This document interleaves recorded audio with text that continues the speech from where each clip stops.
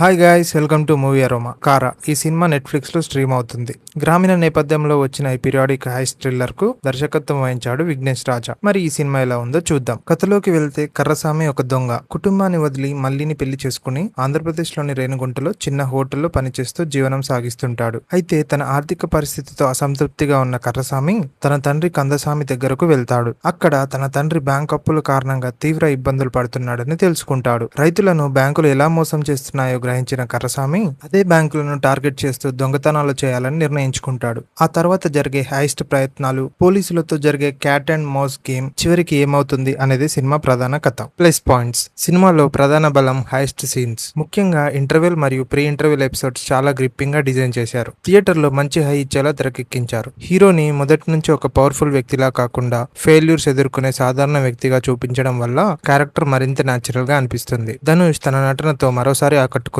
Action scenes లో intensity, emotional scenes లో settle acting రెండింటిని చాలా బాగా బ్యాలెన్స్ చేశాడు. మలయాళం యాక్టర్ సూరజ్ వెంజరమూడు పోలీస్ పాత్రలో చాలా బాగా నటించాడు. హీరోని పట్టుకోవాలనే పట్టుదల అతని పాత్రలో బాగా కనిపిస్తుంది. తండ్రి పాత్రలో కెఎస్ రవికుమార్, బ్యాంక్ మేనేజర్ పాత్రలో జయరామ్ తమ పాత్రలకు మంచి వెయిట్ తీసుకొచ్చారు. ఫస్ట్ హాఫ్ లో తండ్రి కొడుకు మధ్య వచ్చే ఎమోషనల్ సీన్స్ బాగా వర్కౌట్ అయ్యాయి. జీవి ప్రకాష్ కుమార్ ఇచ్చిన బ్యాక్గ్రౌండ్ స్కోర్ సినిమాకు పెద్ద ప్లస్. ముఖ్యంగా హేస్ట్ మరియు ఎలివేషన్ సీన్స్ లో బీజిఎం బాగా ఎలివేట్ చేసింది. తేని ఈశ్వర్ సినిమాటోగ్రఫీ గ్రామీణ వాతావరణాన్ని చాలా అందంగా చూపించింది. 90s బ్యాక్ డ్రాప్ కూడా చాలా న్యాచురల్ గా కనిపిస్తుంది. Minus points: cinema main concept బ్యాంకులు రైతులను దోచుకోవడం పూర్తిగా కొత్తది కాదు. ఇలాంటి థీమ్ ను గతంలో కూడా అనేక సినిమాల్లో చూసాం. డైరెక్టర్ క్యారెక్టర్స్ ను సెటప్ చేయడానికి ఎక్కువ టైం తీసుకోవడం వల్ల ఫస్ట్ హాఫ్ లో కొన్ని చోట్ల స్లోగా అనిపిస్తుంది. సెకండ్ హాఫ్ లో కొన్ని దొంగతనాలు మొదట ఉన్నంత థ్రిల్ ఇవ్వవు. క్లైమాక్స్ కూడా కొంతమందికి సింపుల్ గా అనిపించే అవకాశం ఉంది. మమితా బైజు పాత్రకు స్క్రీన్ టైం చాలా తక్కువ. ఆమె పాత్రను ఇంకా బలంగా రాసి ఉండాల్సింది. తెలుగు డబ్బింగ్ కొన్ని చోట్ల న్యాచురల్ గా అనిపించదు. ముఖ్యంగా కొన్ని సపోర్టింగ్ క్యారెక్టర్స్ కు డబ్బింగ్ అంతగా సెట్ కాలేదు.